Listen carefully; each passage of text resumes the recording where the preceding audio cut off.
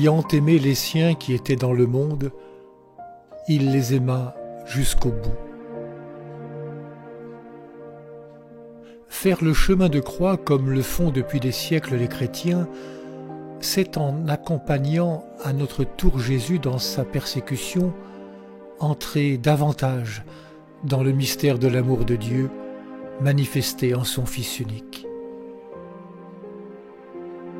Prions. Le Christ s'est anéanti, prenant la condition de serviteur.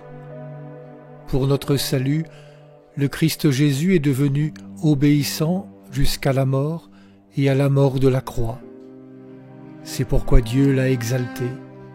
Il l'a doté du nom qui est au-dessus de tout nom. Seigneur notre Dieu, par la passion de Jésus, par l'amour offert jusqu'à l'extrême, tu as détruit la mort. Accorde-nous de nous sentir toujours plus liés à ton Fils et de lui ressembler. Ainsi serons-nous vraiment à son image et à ton image, toi le Dieu fidèle et sûr, pour les siècles des siècles. Amen. Première station, Jésus est condamné à mort.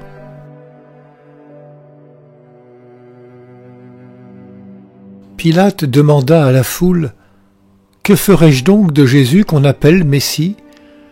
Ils répondirent tous : « Qu'il soit crucifié. » Il reprit : « Quel mal a-t-il donc fait ?» Mais eux criaient de plus en plus fort : « Qu'il soit crucifié. » Jésus est innocent. Il n'a jamais fait le mal, mais il gênait l'ordre établi en ayant fait le choix de l'option préférentielle pour les pauvres, les exclus, et en affirmant être sorti de Dieu pour cela. Aujourd'hui encore, elles sont des centaines de millions et des centaines de millions les victimes innocentes des puissants, des systèmes de domination et d'exploitation, des génocidaires, des fauteurs de guerre et de famine, des tortionnaires. Comment réagir en face de tant de cruauté ? Jésus nous invite à répondre au mal par l'amour, par le pardon, mais aussi par la résistance non violente aux méchants. Pardon, Seigneur, de ne pas toujours te suivre sur ce chemin du choix des pauvres et de la dénonciation de l'injustice. Pardon de trop souvent fermer les yeux sur la misère et le désespoir de tant de nos frères et sœurs en humanité. Pardon pour nos égoïsmes, nos lâchetés, nos passivités, notre non-dénonciation de ce qui détruit l'être humain. Pardon pour le choix que nous faisons régulièrement de privilégier notre confort et notre sécurité en nous tenant à l'écart des cris du monde. Deuxième station, Jésus est chargé de sa croix. Ils se saisirent donc de Jésus. Portant lui-même sa croix, Jésus sortit et gagna le lieu dit du crâne ou calvaire, qu'en hébreu on nomme Golgotha. Sur le rude chemin du Golgotha, Jésus a marché le corps toujours plus pesant et plus lent. Il a fait l'expérience de sa chair entamée par le bois du supplice, les jambes qui défaillent sous la charge, la souffrance, qu'elle provienne de la maladie ou du comportement des hommes, est toujours détestable et à combattre. Jésus, l'homme des douleurs, entrevu par le prophète Isaïe et désigné et représenté comme tel par toute une tradition picturale occidentale, nous appelle, par le témoignage de sa vie donnée jusqu'au sacrifice suprême, à œuvrer sans cesse pour faire reculer le mal. Prions. Assiste-nous dans cette mission, Seigneur, toi qui as consenti à être supplicié avec les suppliciés, torturé avec les torturés, homme piétiné, nié, torturé, abusé avec les hommes piétinés, niés, torturés, abusés. viens au secours de notre faiblesse, toi qui nous appelles à l'amour et au pardon sans limite, toi qui nous donnes en exemple un bon samaritain pris de compassion pour un blessé laissé pour mort sur la route. Troisième station, Jésus tombe pour la première fois. De la semence tomba enfin dans la bonne terre. Elle poussa, et elle donna du fruit au centuple. Disant cela, Jésus éleva la voix. Celui qui a des oreilles pour entendre, qu'il entende. Jésus tombe, puis se relève. Sous les coups des gardes qui l'escortent et sous ceux des spectateurs qui profitent de l'occasion pour laisser libre cours à leur instinct sadique, il est obligé d'avancer. L'homme qui tombe fait l'expérience de sa fragilité, de l'échec. Jésus ne sera pas tombé bien bas, comme nous, en raison de ses péchés, mais il sera tombé à cause de nos péchés. Lui qui n'a point connu le péché, Dieu l'a fait devenir péché pour nous, rappelle l'apôtre Paul aux chrétiens de Corinthe. De sa naissance à la mise au tombeau et à la descente aux enfers, en passant par le lavement des pieds de ses disciples, Jésus n'aura cessé de descendre au plus bas pour aller chercher l'homme perdu, l'homme qui a chuté. Pour qu'il donne du fruit, le grain de blé doit tomber en terre et mourir. Prions. Seigneur, donne-nous de regarder avec miséricorde ceux qui tombent sous le poids d'une lourde croix, de ne pas juger les pécheurs et de nous montrer solidaires des personnes blessées, épuisées, malmenées. Apprends-nous à ne pas baisser les bras lorsque quelqu'un chute et rechute, à ne pas prétendre avoir fait déjà le maximum pour lui, et quand nous-mêmes nous tombons, donne-nous la force de nous relever. Quatrième station, Jésus rencontre sa mère. À celui qui venait de lui parler, Jésus répondit « Qui est ma mère et qui sont mes frères ?» Puis, étendant la main vers ses disciples, il dit « Voici ma mère et mes frères. Car celui qui fait la volonté de mon Père qui est aux cieux, celui-là est pour moi un frère, une sœur, une mère. » Alors que tous les disciples ont pris peur et se sont enfuis, Marie suit le cortège qui emmène son fils au Golgotha. Mère au cœur transpercé par la douleur, elle fait, elle aussi, son chemin de croix. La mère du Sauveur aurait-elle pu abandonner son enfant? Elle a le cœur déchiré, Marie, comme toutes les mères dont les enfants meurent, que ce soit dans un lit d'hôpital, au cœur des guerres ou encore sur les routes. Elle est révoltée comme toutes les femmes dont les enfants, fruits de leurs entrailles, sont détruits. Ce jour-là, elle n'a plus la force de chanter Magnificat. En son cœur, peut-être, interroge-t-elle l'Éternel. « Mon Dieu, pourquoi l'as-tu abandonné ?»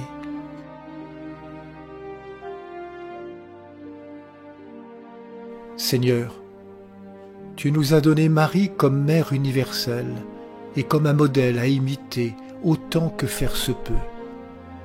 En la contemplant, nous pensons chacun à celle qui nous a portés et qui nous a menés à la vie.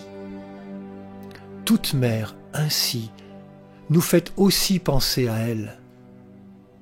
Toi, le Dieu unique, qui as choisi cette femme unique pour être la mère de ton Fils unique, donne-nous de regarder avec tendresse toutes les mères du monde, et tout spécialement celles qui doivent lutter au-delà de leurs forces pour protéger, sauver, accompagner leurs enfants jusqu'à l'extrême. Pour elles, notre prière monte vers toi. Entoure de ta bonté et de ta sollicitude toutes les mères en désarroi, toutes celles en deuil d'un enfant, toutes celles qui luttent pour que les puissants soient renversés de leur trône et les humbles élevés. 5e station. Simon de Cyrène aide Jésus à porter sa croix.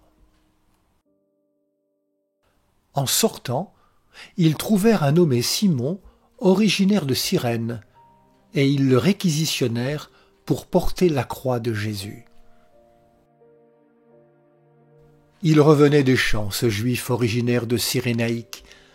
Fatigué par le labeur de la journée qu'il avait commencé tôt, il aspirait sans doute à pouvoir vite rentrer chez lui pour se reposer. Or, le voilà réquisitionné pour aider le supplicié nazaréen.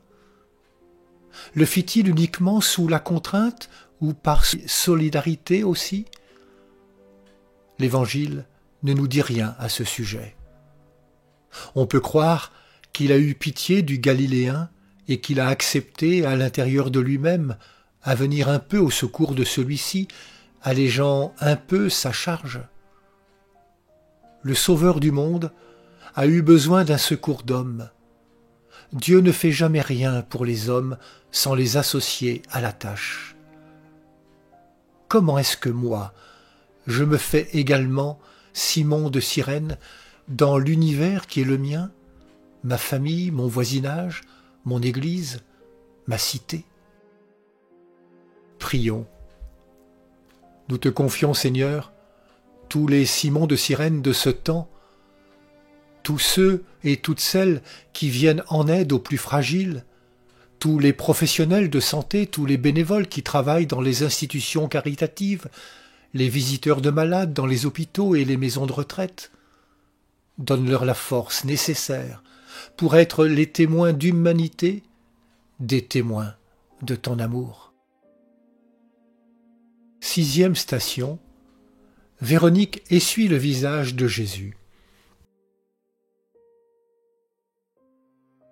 Il a grandi comme une racine en terre aride, sans beauté ni éclat pour attirer nos regards, et sans apparence qui nous eût séduits, objet de mépris, abandonné des hommes, homme de douleur, familier de la souffrance, comme quelqu'un devant qui on se voile la face. Méprisé, nous n'en faisions aucun cas. Or, ce sont nos souffrances qu'il portait. L'Évangile ne nous fournit pas son identité, mais la tradition lui a donné le prénom macédonien latinisé de Véronique, qu'on peut traduire aussi bien par « qui porte la victoire » que par « véritable icône ». Fille d'Israël, probablement touchée au cœur par Jésus, elle ose franchir la barrière de la soldatesque et celle plus terrible encore de la foule haineuse ou assoiffée d'émotions fortes. Elle ne craint pas pour sa vie, sa sécurité, sa santé. Il faut qu'elle essuie le visage ensanglanté, couvert de poussière, de crachats et de sueur du Messie, tourné en dérision et violenté. Il faut qu'elle redonne visage humain à celui qu'on a défiguré. À la violence des hommes, elle oppose la tendresse. Prions. Seigneur, permets que, comme l'a surnommée Véronique, nous ne nous dérobions pas à la souffrance des hommes. Que ton esprit nous encourage à faire preuve d'attention délicate à l'égard de ceux qui en ont besoin. Aide-nous à rendre le monde plus humain au milieu de tant de barbarie, à mettre en œuvre et à faire triompher cette révolution de la tendresse à laquelle nous appelle le pape François. Incite-nous et apprends-nous à prêter attention au visage de nos frères et sœurs en humanité et à apporter baume et soin aux malades, cloués à son lit, aux vieillards en fin de vie et abandonnés, à l'immigré humilié. 7e station. Jésus tombe pour la 2e fois. Venez à moi, vous tous qui peinez sous le poids du fardeau, et moi je vous procurerai le repos. Oui, mon joug est facile à porter, et mon fardeau léger. Jésus ploie sous le poids de la croix. Il ploie plus encore sous le poids de la violence des hommes, sous celui de la haine gratuite qui se déchaîne. Mais il a consenti à prendre sur lui ce fardeau, le fardeau de la peine des hommes et le fardeau du péché du monde. Il est venu nous soulager de tout ce qui nous encombre, de tout ce qui nous abîme, de tout ce qui nous empêche d'avancer sur les routes du royaume. Nous le contemplons, bouc émissaire, chargé de nos péchés, innocent mis au rang des malfaiteurs. Prions. Donne-nous, Seigneur, la grâce de ne pas rajouter du malheur au malheur des hommes, du péché au péché du monde, des croix aux croix que tant de nos frères et sœurs humains doivent porter. Apprends-nous aussi à nous relever quand nous tombons, à continuer à avancer même en boitant, au lieu de demeurer enlisés. 8e station. Jésus interpelle les femmes de Jérusalem en pleurs. Le peuple, en grande foule, le suivait, ainsi que des femmes qui se frappaient la poitrine et se lamentaient sur Jésus. Jésus se tourna vers elles et leur dit : « Filles de Jérusalem, ne pleurez pas sur moi, mais pleurez sur vous-mêmes et vos enfants. » À côté de tous ceux et de toutes celles qui prennent plaisir à voir la violence exercée contre Jésus, comme d'autres se réjouissent lors de jeux du cirque, des filles de Jérusalem pleurent à grands cris et se lamentent. Savent-elles que quelque temps auparavant, le Christ a pleuré lui-même sur la ville sainte? Elles pleurent au spectacle de la souffrance du supplicié, qui leur rappelle peut-être d'autres souffrances, d'autres suppliciés, des frères, des maris, des amants. Elles pleurent parce que, chez les Juifs, c'est la tradition de pleurer quand la mort s'approche et frappe. Pleurent-elles sur elles-mêmes? Pleurent-elles de compassion? Un peu les deux, probablement. Rien n'est jamais complètement pur dans le cœur de l'être humain. Jésus les renvoie à la déshumanisation et au péché du monde. Il les alerte sur l'avenir de leurs enfants. Prions. Aujourd'hui comme hier, il y a beaucoup à pleurer, Seigneur. En raison de drames personnels et de drames collectifs. À cause des guerres, des famines, du réchauffement climatique, de la déforestation, pleurent des mères et des épouses endeuillées, pleurent des enfants qui souffrent de malnutrition ou qui tremblent sous les bombes, pleurent des femmes violées ou abandonnées, pleurent des hommes qui se retrouvent impuissants à faire vivre correctement leur famille. Apprends-nous, Seigneur, à ne pas mépriser les larmes de ceux qui souffrent. Donne-nous, Seigneur, de savoir pleurer avec ceux qui pleurent. 9e station. Jésus tombe pour la 3e fois.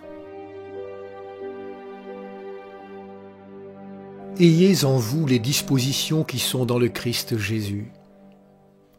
Le Christ Jésus, ayant la condition de Dieu, ne retint pas jalousement le rang qui l'égalait à Dieu, mais il s'est anéanti, prenant la condition de serviteur. Jamais 203 affirme un dicton populaire. Jésus a encore chuté. Ce faisant, il accomplit un peu plus encore sa vocation d'abaissement, son choix de la kénose. Toujours plus bas qu'un jour, avec lui, nous montions toujours plus haut. Par amour, Dieu a choisi en Jésus-Christ de se dépouiller de ses attributs de toute puissance, de gloire, d'impassibilité, de perfection, de providence gouvernant le monde, d'autosuffisance. Le mal qui est dans le monde Dieu avec nous en souffre. Dieu avec nous en meurt. Dieu en est victime. Prions. Seigneur, tu es allé d'abaissement en abaissement jusqu'à connaître l'épreuve de la mort, et une mort considérée comme infamante par la société de l'époque.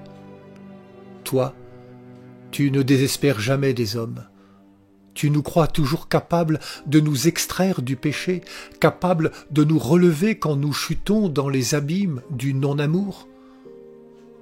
Donne-nous, Seigneur, de croire nous aussi que l'être humain apparemment le plus mauvais peut toujours se relever, surtout quand nous l'aidons à le faire.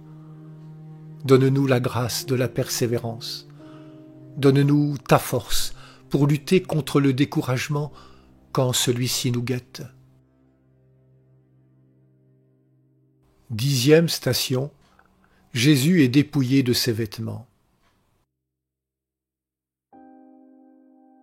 Oui, des chiens me cernent, une bande de vauriens m'entoure, ils me percent les mains et les pieds, je peux compter tous mes os. Ces gens me voient, ils me regardent, ils partagent entre eux mes habits et tirent au sort mon vêtement. Dépouillé de ses habits, Jésus n'a plus aucune protection. Son corps nu et martyrisé est totalement exposé à la curiosité malsaine, à la dérision, au mépris, à la profanation. Il se retrouve au nombre des enfants, des femmes et des hommes abusés, de tous les temps et sous toutes les latitudes.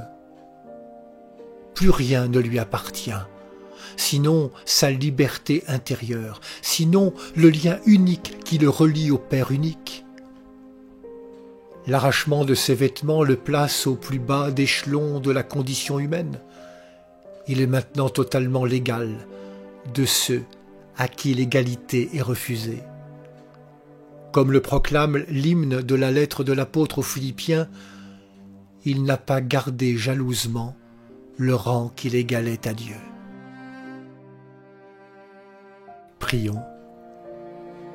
Aide-nous, Seigneur, à nous dépouiller de nos prétentions à nous croire supérieurs aux autres, de nos titres, de nos glorioles, de nos vêtements trompeurs qui masquent notre misère et nos obscurités.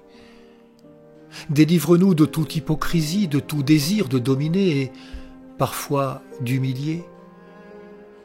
Permets que nous ne soyons pas du nombre des abuseurs, du nombre des maltraitants, du nombre des violents. Fais au contraire que nous soyons de ceux qui libèrent, de ceux qui guérissent, de ceux qui réconfortent et réconcilient. 11e station. Jésus est cloué sur la croix. Arrivés au lieu dit le crâne, ils l'y crucifièrent ainsi que les deux malfaiteurs, l'un à droite et l'autre à gauche. Ils ont cloué le Fils de Dieu au bois de la croix. La douleur est telle que le Galiléen ne parvient même plus à faire entendre son cri. Douleur physique, douleur morale. Jésus aurait-il échoué à répondre aux attentes de son Père? Mon Dieu, pourquoi m'as-tu abandonné? Les chairs des bras et des jambes se déchirent, le corps s'abaisse de plus en plus sous son propre poids, la respiration devient haletante et de plus en plus difficile. Et cependant, Jésus trouve encore la force de pardonner à ses juges et à ses bourreaux. Il parvient encore à échanger avec sa mère et avec l'apôtre bien-aimé. Au brigand qui a pitié de lui, à l'inverse de son arrogant compagnon d'infortune, il promet de l'emmener en paradis. Point de haine, pas de désir de vengeance. Il s'abandonne entièrement. Il consent à mourir. Il ne veut rien retenir pour lui. Prions. Seigneur Jésus, tu es venu en notre humanité pour nous donner ta vie. Tu nous redis encore, prenez ce corps brisé avec ce pain rompu. Prenez ce sang qui est le mien avec cette coupe de vin de l'alliance nouvelle. Prenez-moi tout entier. Ma vie, nul ne la prend, mais c'est moi qui la donne. Tout au long de ton existence, tu auras tout donné. La guérison et la consolation, la tendresse et le pardon, l'espérance et la charité, et même ta propre mère à l'heure de l'agonie. Plus encore, tu nous as donné le Père de tout ce qui est ton propre Père, et l'Esprit vivifiant, afin que nous vivions de la vie même de Dieu. Louange à toi, Seigneur Jésus. Merci, merci, merci infiniment. 12e station, Jésus meurt sur la croix.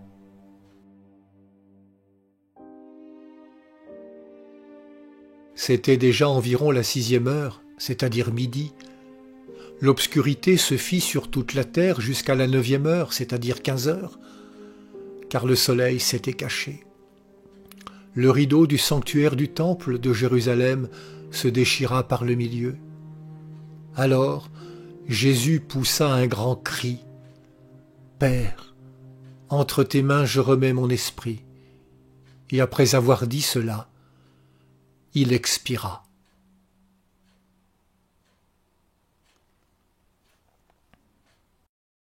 Le Verbe fait chair. Dans la paille de son berceau, n'ouvrez pas la bouche.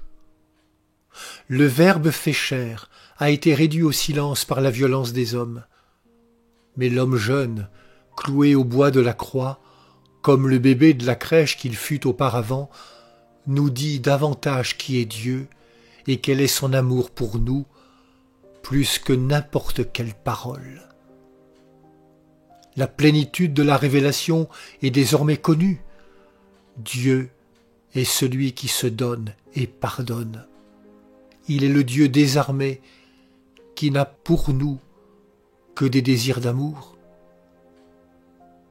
Il est Père, Créateur, qui produit la vie en abondance.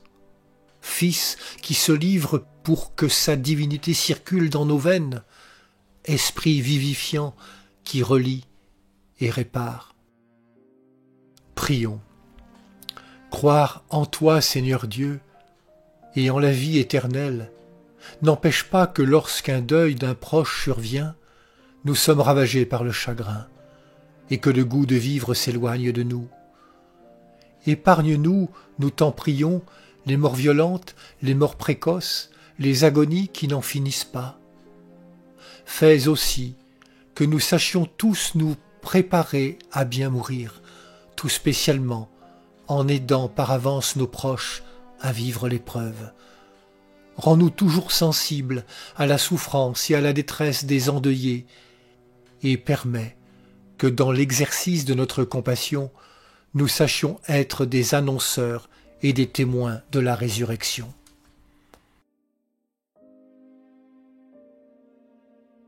Treizième station. Le corps de Jésus est descendu de la croix et rendu à sa mère. Après ces événements, Joseph d'Arimathie, qui était un disciple de Jésus, mais sans cacher par crainte des chefs des Juifs, demanda à Pilate l'autorisation d'enlever le corps de Jésus. Pilate acquiesça et Joseph vint enlever le corps. Joseph a décroché le corps de l'objet du supplice. Marie se trouvait au pied de la croix. Quelle douleur pour une mère que de recevoir en ses bras le corps mort de son enfant.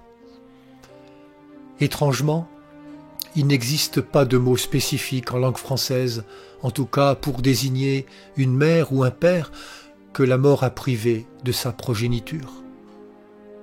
Voilà bien des années, sans doute, 20 ans au moins, que Marie n'avait pas enlacé de la sorte son garçon. Même trentenaire, il est resté son petit, son fils inerte sur les genoux. Elle est à la fois le prêtre et l'autel. Elle a toujours tout offert à l'image de Jésus, telle mère, tel fils, mais aussi tel fils, telle mère. Son fils venu de Dieu, elle a consenti depuis longtemps à le laisser aux autres. Au pied de la croix, elle l'offre encore, à Dieu et aux hommes. Mais l'épreuve est dure. Cependant, elle ne perd pas confiance. Elle reste ouverte aux imprévus de Dieu, comme elle l'était 3 décennies plus tôt quand l'ange la visita et lui annonça qu'elle serait mère sans avoir connu d'homme. N'a-t-elle pas entendu dire à plusieurs reprises que son fils ressusciterait? Prions. Seigneur, les morts comme les vivants ont droit à la tendresse.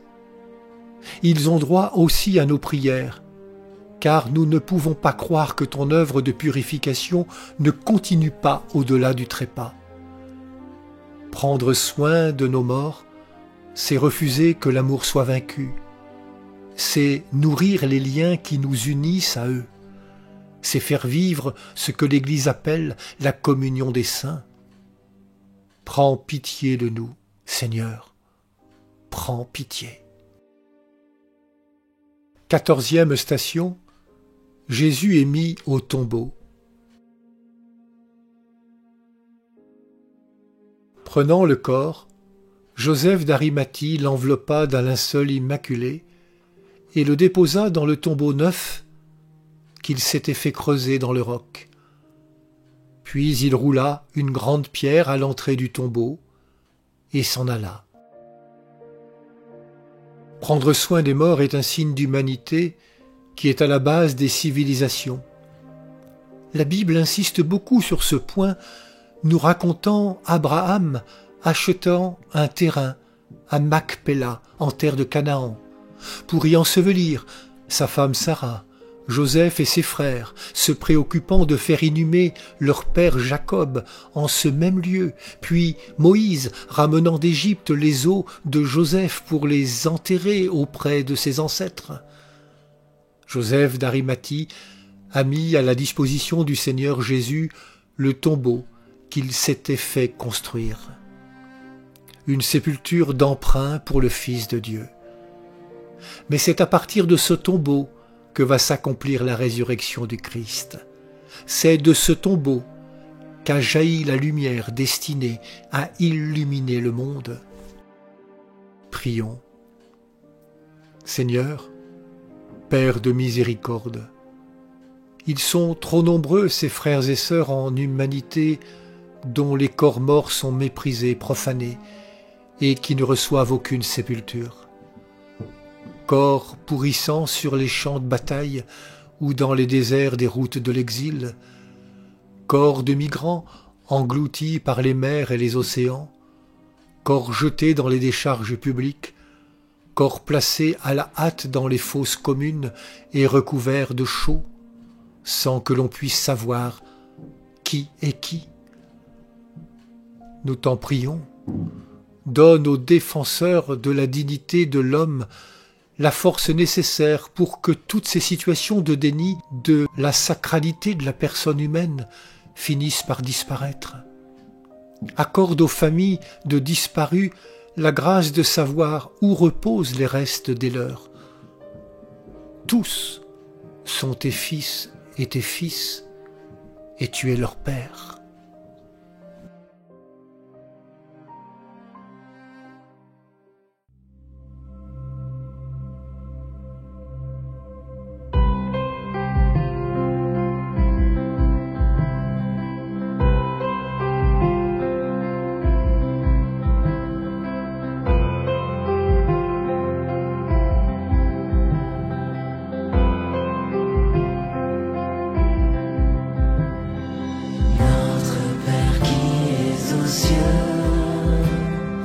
Que ton nom soit sanctifié.